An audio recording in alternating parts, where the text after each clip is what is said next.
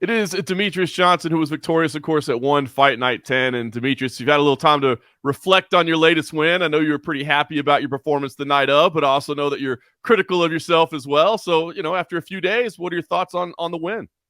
It was a good win. There was a lot of things I did right, and there's a lot of things I should have been able to capitalize on. But Adrian was a tough athlete, great opponent, and he was very durable. He didn't really overextend like he did last time we fought with a check hook, so I really couldn't catch him. When he was overextended, but I was very happy with the stuff we worked on. We worked on dodging the elbows, like he was going to throw down the center, the lead knee, because he is taller. And also when he would catch my kicks, wrestle, like don't accept the position, wrestle, and didn't get taken down once. So I was very happy about that. I was curious if you were surprised how often he kind of went back to the clinch position. I mean, as you said, you're strong there, and he wasn't having a lot of success with it. I felt like you were winning those exchanges. Were you surprised that maybe he didn't have a more, I don't know, a dynamic approach or a plan B, so to speak?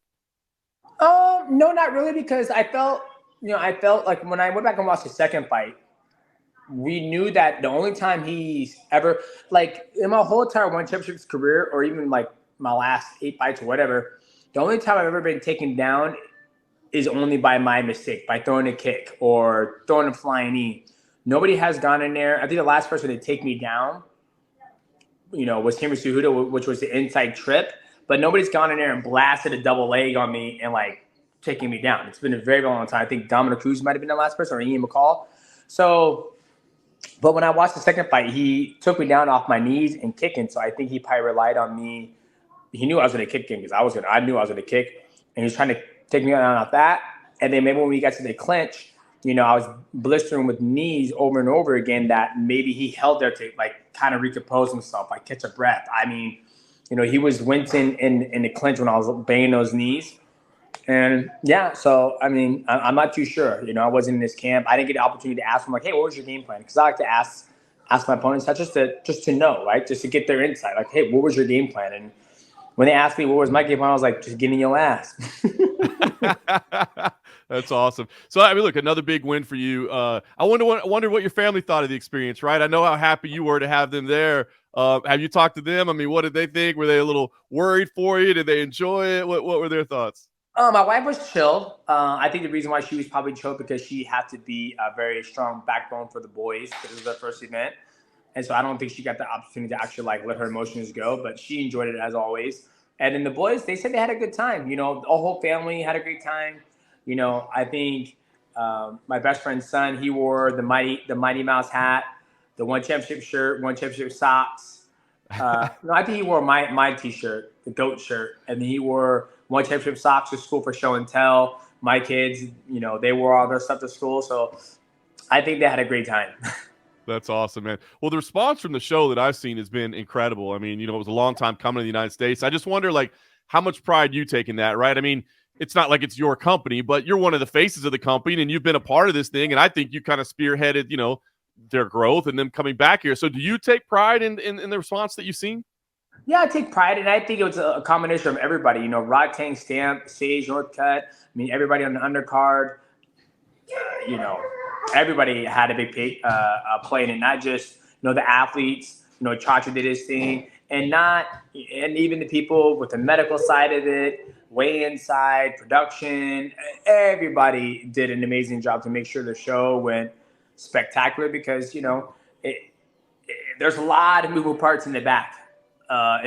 With the fight competition team, hydration, rehydration, the commission. So I think everybody under one championship's umbrella can give themselves a big pat on the back. It wasn't just me who, kind of led the charge. I was just a small piece that helped us succeed here in the States. Humble as always. Well, no, listen. What I'm speaking is true. I just go out there and fight. That's my job. My job is to fight. Chacha's job is to sell it, to get people to tune in, and and there's a lot more moving parts that people get to see in the back. People made sure we had our water, made sure we had our dressing room, and then there was a guy who came in here to make sure our TV was working because it turned off because Mikey Mitsumichi said, "Hey, I don't want to see myself walk out, so turn the TV off." And so I was like, well, I like to have the TV on so I can judge the way I'm getting ready for my fight, because I don't want to overdo it. I want to just time it just right. So it's like I need to see who's up. So everybody plays a little part in for the event to be successful. That's awesome, man. I love that observation from you. So, you asked the crowd afterwards, you guys want to see me going? And I think you heard the response that pretty much everybody wants to see Mighty Mouse keep going. But you said, hold on, I got to go talk to the boss before we make any decisions. So when do the conversations start? Have they started already? Or when do the conversations start about, hey, honey, what do you think? What are we doing here? No conversation had even started. I mean, we just literally got home. It's Tuesday. Kids had no school because the power is out at the school. Wow. So we've had no time. I could tell someone the other day, in the beginning of my career, it was just me and Destiny, right? We go fight, come home, actually get a chance to, talk and see each other and have lunch. We haven't had that time. It's because, we have 3 little ones we have to take care of. And my daughter's over there. She's watching Super Kitty. I'm about to feed her. I just got to feed her myself.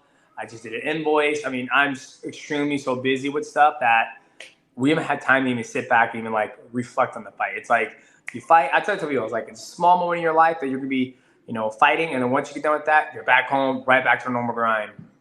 It is so wild how quick that changes, right? First, you're the center of the attention, and you're in the middle of the cage, and it's all this adrenaline and all these lights, and then you got to come home and it's cook lunch and feed and do all the normals. It's such a quick change.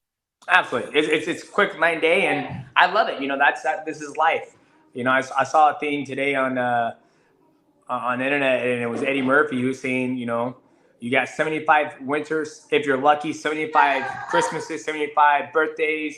So make it count. So I dropped my daughter off at school today, came home, did some stuff, and I'm just enjoying life. And her up there right now dancing to this song. That's awesome. Well, you said ahead of time, look, it's going to be a business decision, right? I mean, that's what it's all about. So I'm just curious. I mean, would it be hard, like, for you to walk away? Like, I mean, do you still have that passion? Like, you love to get in there and compete, or would you miss that tremendously, or is that just a business right now for you in terms of getting in there? Well, I'll always find ways to compete in the gym or, doing jiu-jitsu tournaments or something like that. And I still love to compete and fight. It's just a business mindset, right? Like I said, I told someone the other day, I was like, as a competitor, I want to fight everybody under the sun. But there's always going to be that one guy coming up next, coming up next, coming up next, coming next. So there's got to be a point in time where it's like, hey, let's take a step back.